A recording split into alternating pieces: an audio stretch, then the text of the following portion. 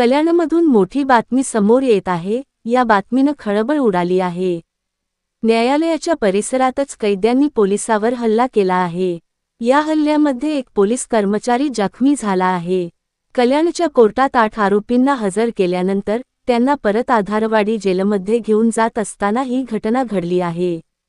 या प्रकरणात महात्मा फुले चौक पोलीस ठाण्यात हल्ला करणाऱ्या आरोपींविरोधात गुन्हा दाखल करण्यात आला आहे। ही घटना कल्याण न्यायालयाच्या परिसरात घडली आहे।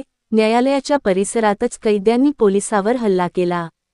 कल्याणच्या कोर्टात 8 आरोपींना हजर केल्यानंतर त्यांना परत आधारवाडी जेलमध्ये घेऊन जात असताना ही घटना घडली आहे। या घटनेत एक पोलीस कर्मचारी जखमी झाला आहे।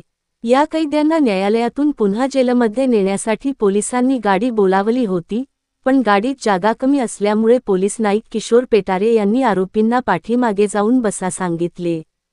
समोर आलेल्या माहितीप्रमाणे पाठीमागे बसण्यास सांगितल्यानं रागाच्या भरात 4 आरोपींनी पोलीस कर्मचाऱ्यावर हल्ला केला। आकाश वाल्मिकी, गणेश उर्फ शालू मरोठिया, योगिंदर उर्फ भोलू धरमवीर मरोठिया, विवेक शंकर यादव असे या प्रकरणातील आरोपींची नावं असून त्यांनी पोलीस कर्मचाऱ्याची कॉलर पकडून त्यांना धक्काबुक्की करत शिवीगाळ केली।